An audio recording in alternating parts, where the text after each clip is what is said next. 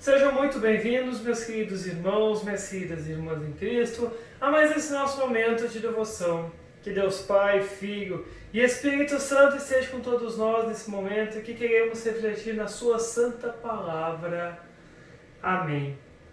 Bem, meus amados irmãos e irmãs, a devoção de hoje está baseada no Salmo de número 34, dos versículos 1 ao versículo 7. Salmo 34, versículos 1 a 7. E assim está escrito: Eu sempre darei graças a Deus, o Senhor. O seu louvor estará nos meus lábios o dia inteiro. Eu o louvarei por causa das coisas que ele tem feito. Os que são perseguidos ouvirão isso e se alegrarão. Anunciem comigo a sua grandeza. Louvemos juntos o Senhor. Eu pedi a ajuda do Senhor e ele me respondeu. Ele me livrou de todos os meus medos. Os que são perseguidos olham para ele e se alegram. Eles nunca ficarão desapontados. Eu, um pobre sofredor, gritei. O Senhor me ouviu e me livrou das minhas aflições. O anjo do Senhor fica em volta daqueles que o temem e os protege do perigo. Até aqui, meus amados, é a nossa leitura. Eu convido nesse momento a cantarmos um hino chamado Jesus em Tua Presença.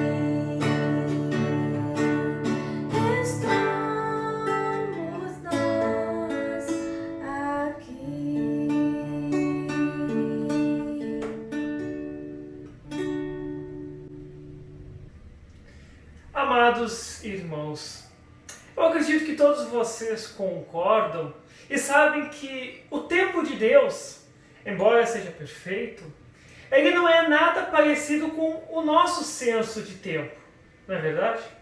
Não tem como comparar, digamos, o nosso calendário com o calendário do Senhor.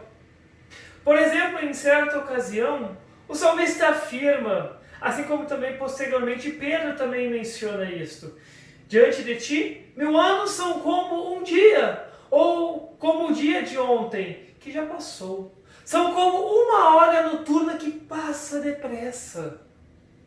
Porém, meus queridos, por mais diferente que seja o tempo de Deus em relação ao nosso tempo, quando estamos em frente a uma doença, a uma tragédia, e especialmente a morte, para nós o tempo nunca parece estar certo. Sempre parece que que tudo ainda é muito cedo, que mais coisas precisam acontecer, que o tempo ainda está precipitado. Deus, o Criador do tempo, experimentou, meus queridos irmãos, o tempo, assim como nós estamos experimentando o tempo. Jesus, verdadeiro Deus e verdadeiro homem, foi concebido e nasceu. Ele cresceu e se tornou forte, afirma Lucas. E começou o seu ministério público quando tinha cerca, mais ou menos, de 30 anos. O tempo de Jesus, durante seu ministério, pode não ter parecido perfeito ou o suficiente para aqueles que estavam ao seu redor ou que o acompanhavam durante seu ministério. Por exemplo, quando ele foi para a cidade de Naim, ele chegou a tempo de encontrar uma procissão fúnebre que já estava em andamento para o único filho de uma viúva que se encontrava em sofrimento. Um homem chamado Jairo implorou para Jesus em certa ocasião para curar a sua filha que estava morrendo, que já estava quase morrendo. Porém, durante a caminhada para a casa de Jairo, Jesus acaba atendendo uma outra pessoa que também queria ser curada. E por causa desta parada, a filha de Jairo acabou morrendo antes que Jesus pudesse chegar em sua casa.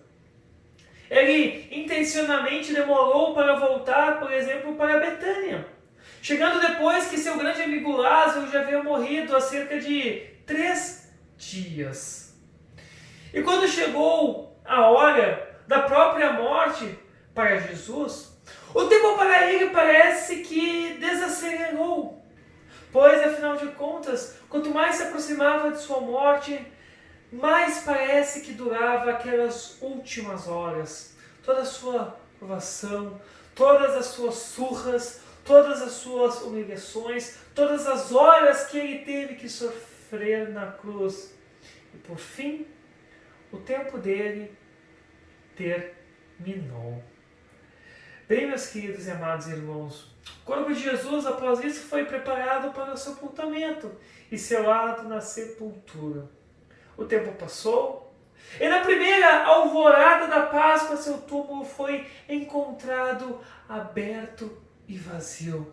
Jesus foi ressuscitado dos mortos e está agora vivo por toda a eternidade. Ele não está mais sujeito à morte e também não está mais sujeito ao tempo. O tempo não mais prende a Jesus. Jesus se libertou do tempo. Meus queridos, o tempo de Jesus foi e é perfeito e organizado sempre para a glória de Deus. Vemos isso quando olhamos de volta para os exemplos que eu dei anteriormente, percebamos que em Naim, ele interrompe a procissão fúnebre para ressuscitar o filho daquela viúva. Ele consolou aqueles que estavam chorando pela morte da filha de Jairo e logo depois a ressuscita. Ele vai até o túmulo de Lázaro e chora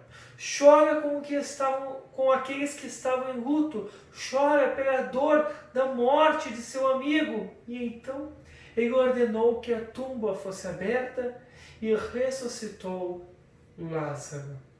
E com isso, eu quero mostrar, meus amados irmãos, que os eventos trágicos que vivenciamos podem se arrastar por longas horas, longos dias, parecer que eles nunca têm fim, ou eles podem acontecer de forma tão rápida que podemos até ficar atordoados e mal somos capazes de fazermos algo de tão rápido que as coisas estão acontecendo. Porém, através de tudo isso, meus irmãos, seja das longas horas, ou seja das rápidas e inesperadas coisas que acontecem em nossa vida, Deus nos dá uma promessa por meio de nosso Senhor ressuscitado. Ele diz: eu estou sempre com você até o fim dos tempos. Jesus, meus amados, ele não vai demorar. Através de longas horas ou de eventos que passam muito rápido, Jesus, meus queridos, é presente. Ele está presente conosco. E quando chegar a nossa última hora e adormecermos em Cristo, sem demora estaremos em casa com o Senhor, conforme eu mencionei algumas numa outra devoção. Jesus Cristo retornará e encerrará todas essas procissões fúnebres, da qual infelizmente nós temos cada vez mais presenciados em nosso dia a dia.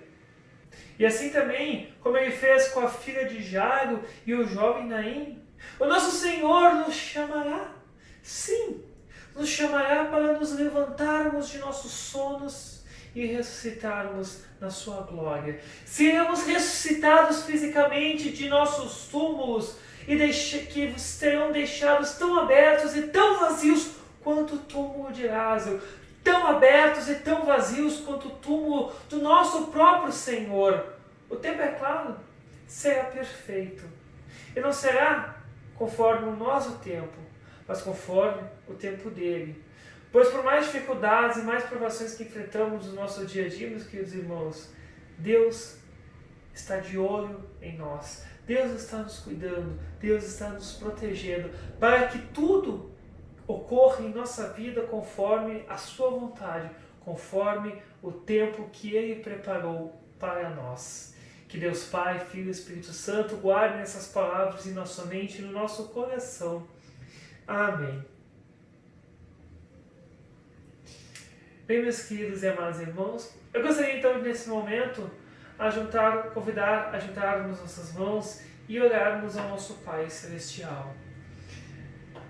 Jesus, Senhor do tempo, quando sofrermos por longas horas de tristeza, ou quando suportarmos circunstâncias rápidas e dolorosas, esteja sempre presente conosco como você prometeu. Leve-nos a encontrar esperança e encorajamento em sua santa palavra.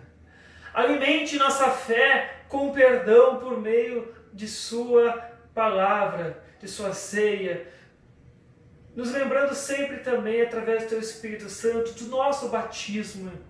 Conforta-nos com a Tua presença, quando chegar a nossa última hora, confiante de que um dia nos chamarás para levantarmos de nossos túmulos, para vivermos então em Tua santa presença eternamente. Amém. Vem, Senhor Jesus. Bem, meus queridos e amados irmãos, chegamos ao fim de mais uma devoção. Agradeço essa oportunidade de estar aí com vocês novamente, levando um pouco dessa palavra maravilhosa de nosso Deus e Pai. Eu convido a continuar nos seguindo para continuar recebendo as nossas devoções e os nossos cultos. Que Deus abençoe a todos vocês durante essa semana, que o Pai, o Filho e o Espírito Santo estejam ao seu lado, te protegendo de todos os perigos que estão ao nosso redor. Fique em paz, que Deus te proteja hoje e para sempre. Amém.